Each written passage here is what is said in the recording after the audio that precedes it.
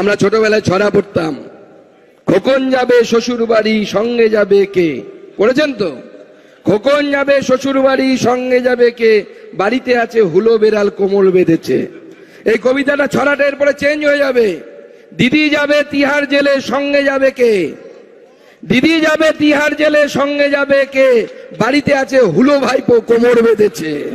পশ্চিমবঙ্গে কতগুলো পদ্মফুল ফুটবে বিধানসভার নির্বাচনে, এটাই এই মুহূর্তে পশ্চিমবঙ্গবাসীর সব থেকে বেশি আলোচনার বিষয়। সেটা আপনি তৃণমূল কংগ্রেস, সিপিএম, বিজেপি যাই হন না কেন, সকলেরই এই প্রশ্ন।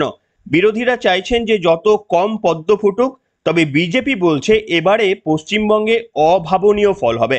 এতদিন পর্যন্ত বিজেপির যারা রাজ্য স্তরের নেতা রয়েছে, শুভেন্দু অধিকারী, সুকান্ত মজুমদার, দিলীপ ঘোষ, তারা তো দাবি করছিলেনই যে বিজেপি এবারে দারুণ ফল করতে চলেছে। কিন্তু সেই একই বক্তব্য যদি দেশের প্রধানমন্ত্রী নরেন্দ্র মোদীর মুখ থেকে শোনা যায় যে যত রাজ্যে ভোট হচ্ছে বিজেপি সব থেকে বেশি ভালো ফল করবে পশ্চিমবঙ্গে, এত বড় সার্টিফিকেট যদি এইরকম একটি শীর্ষ নেতৃত্বের মুখ থেকে শোনা যায়, তাহলে নিশ্চিতভাবে ফল প্রকাশের আগেই রাজ্য বিজেপি নেতৃত্ব কিছুটা হলেও আশ্বস্ত থাকতেই পারেন। इस बार पूरे हिंदुस्तान में द बेस्ट परफॉर्मिंग स्टेट कोई होगा तो पश्चिम बंगाल होने वाला है।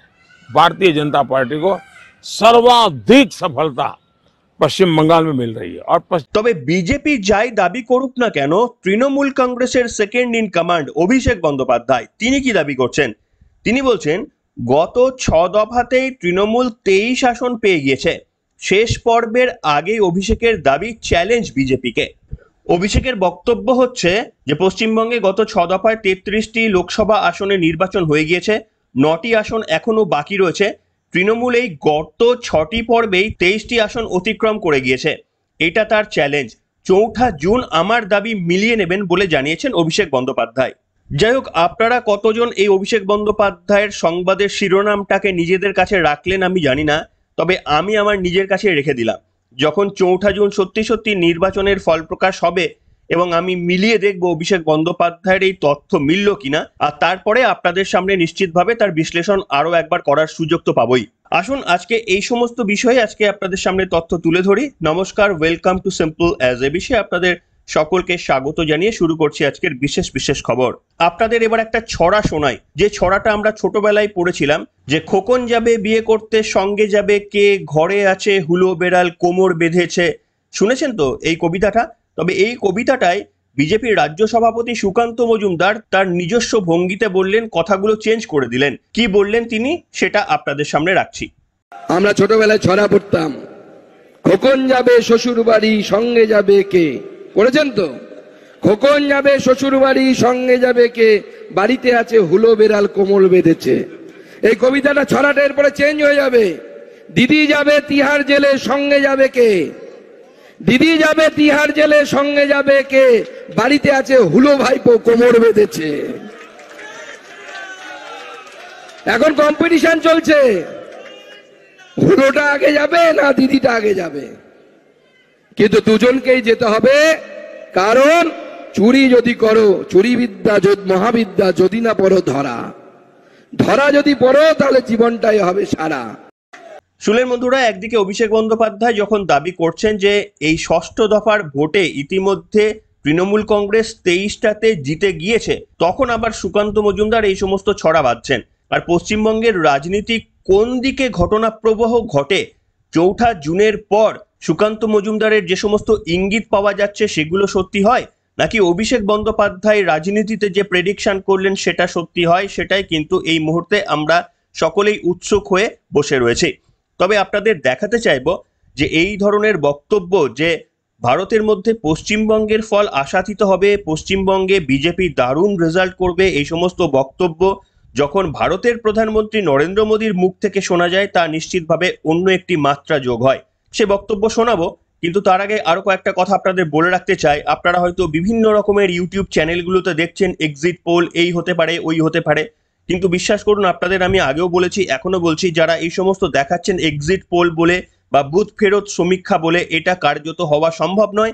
তার কারণ নির্বাচন কমিশনের স্পষ্ট নির্দেশ রয়েছে, সম্পূর্ণ ভোট প্রক্রিয়া সম্পন্ন হওয়ার আগে, অর্থাৎ পয়লা জুনের আগে কোনো রকমেরই এক্সিট পোল দেখানো যাবে না। হয়তো সকলেই প্রিপেয়ার করে রেখে দিয়েছেন, সমস্ত মিডিয়া হাউসের তরফ থেকে এক্সিট পোল ইতিমধ্যেই হয়তো প্রিপেয়ার করা হয়ে গিয়েছে, কিন্তু বাধ্যবাধকতার দরুন কিন্তু তারা দেখাতে পারছেন না।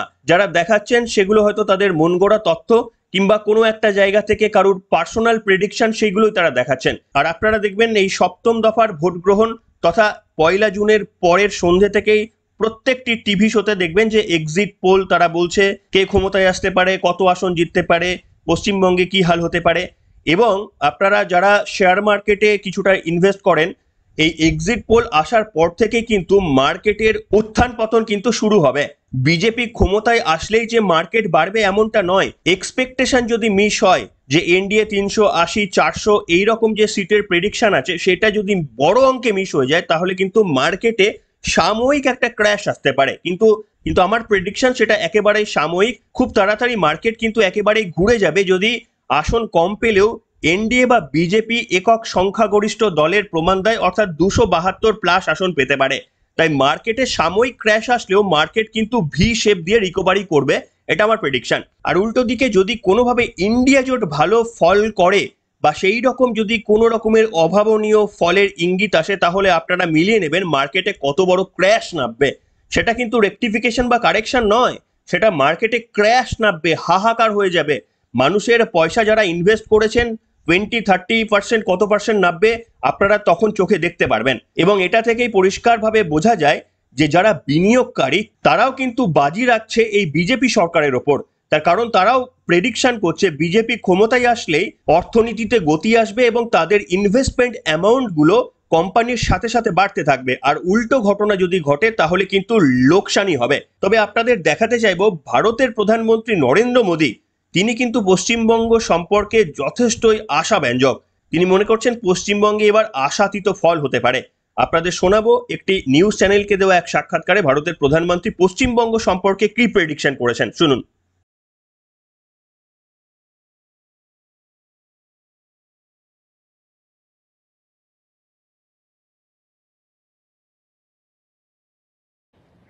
बंगाल के चुनाव में टीएमसी पार्टी अस्तित्व की लड़ाई लड़ रही है। आपने देखा होगा पिछले असेंबली के चुनाव में हम 3 थे, 3 में से बंगाल की जनता ने हमें 80 पर पहुंचा दिया। हमें लोकसभा के अंदर भारी बहुमत पिछले चुनाव में मिला था। इस बार पूरे हिंदुस्तान में द बेस्ट परफॉर्मिंग स्टेट कोई होगा तो पश्चिम बंगाल होने वाला है। भारतीय जनता पार्टी को सर्वाधिक सफलता पश्चिम बंगाल में मिल रही है और पश्चिम बंगाल का चुनाव एक तरफा है, जनता जनार्दन उसको लीड कर रही है और उसके कारण सरकार में बैठे हुए लोग, टीएमसी के लोग बौखलाए हुए हैं। लगातार हत्याएं हो रहे हैं, हमले हो रहे हैं, भाजपा कार्यकर्ताओं को चुनाव के पहले जेलों में बंद कर दिया जा रहा है। ये सारे जुल्मों के बावजूद भी मतदान भी जनता ज्यादा कर रही है और वोट भी ज्यादा हो रहा है। শুনলেন বন্ধুরা, এটা কিন্তু রাজ্য বিজেপি নেতৃত্ব বলছেন না, স্বয়ং প্রধানমন্ত্রী নরেন্দ্র মোদী এমনটা এক্সপেক্ট করছেন। কাজেই আমরা নিশ্চিতভাবে আশা করতেই পারি যে পশ্চিমবঙ্গে কিন্তু এবারে বিজেপি হয়তো খুব ভালো ফল করতে পারে। এবং আপনারা দেখেছেন যে মমতা বন্দ্যোপাধ্যায়ের রোড শোগুলিতে রাস্তার দুপাশের লোক ফাঁকা, কাউকে হাত নাড়ার মুখ্যমন্ত্রী মমতা বন্দ্যোপাধ্যায় লোক পাচ্ছেন না। সেখানে ভারতের প্রধানমন্ত্রী গতদিনে রোড শো করেছেন এবং রাস্তার দুধারে উপচে পড়া ভিড়। এই সমস্ত দৃশ্যগুলোই কিছুটা হলেও ইঙ্গিত দিচ্ছে বিজেপির ভালো ফলের। যদিও অভিষেক বন্দ্যোপাধ্যায় তিনিও রাজনৈতিকবিদ, তিনিও কিন্তু দাবি করছেন যে তৃণমূল কংগ্রেস ইতিমধ্যেই 23টি আসন জিতে নিয়েছে। আপনাদের কি মনে হয় বলুন তো, অভিষেক বন্দ্যোপাধ্যায় যেটা বলছেন সেটা কি সত্যি কোনো সারবত্তা রয়েছে, নাকি যে লাস্ট দফায় 9টি আসন রয়েছে সেখানে যেন কোনো রকমেরই কর্মীদের মন দুর্বল না হয়ে যায়, সেই জন্যই কি অভিষেক বন্দ্যোপাধ্যায়ের এই বার্তা? তার কারণ অভিষেক বন্দ্যোপাধ্যায়ের এই প্রেডিকশন সত্যি হলে গতবার তৃণমূল কংগ্রেস যা ফল করেছিল 22টি আসন, এবারে তার থেকে অনেক বেশি আসন তৃণমূল কংগ্রেস পেতে পারে বলে তিনি মন্তব্য করছেন। অথচ ওই 19 সাল থেকে এই 24 সাল পর্যন্ত তৃণমূল কংগ্রেসের কিন্তু বিপক্ষে বিভিন্ন রকমের ঘটনা ঘটেছে। সন্দেশখালির মতো ঘটনা থেকে চুরি, দুর্নীতি, চাকরি চলে যাওয়া, চাকরি না পাওয়া, বিভিন্ন ঘটনা। সেই ঘটনাগুলো সত্ত্বেও তৃণমূল কংগ্রেস এবারে আরো বেশি ভালো ফল করবে 2019 সালের থেকেও অভিষেক বন্দ্যোপাধ্যায় এটা নিশ্চিতভাবে বিশ্বাস করছেন বা বলার চেষ্টা করছেন। আপনারা কতজন বিশ্বাস করছেন বলুন তো? পশ্চিমবঙ্গের ফলাফল কি হতে পারে? আমি প্রেডিকশন করছি না, তার কারণ এই প্রেডিকশনের কোনো ভিত্তি থাকা উচিত এবং নির্বাচন কমিশনের যেহেতু বিধি রয়েছে আমি প্রেডিকশন করতে চাই না। কিন্তু আপনারা সাধারণ মানুষ, আপনাদের কি মনে হচ্ছে যে পশ্চিমবঙ্গে বিজেপি কতগুলো আসন পেতে পারে? আপনাদের কিন্তু মতামত লিখে জানাতে পারেন আজকের পর্বে। এখনকার মতো এখানে শেষ করলাম।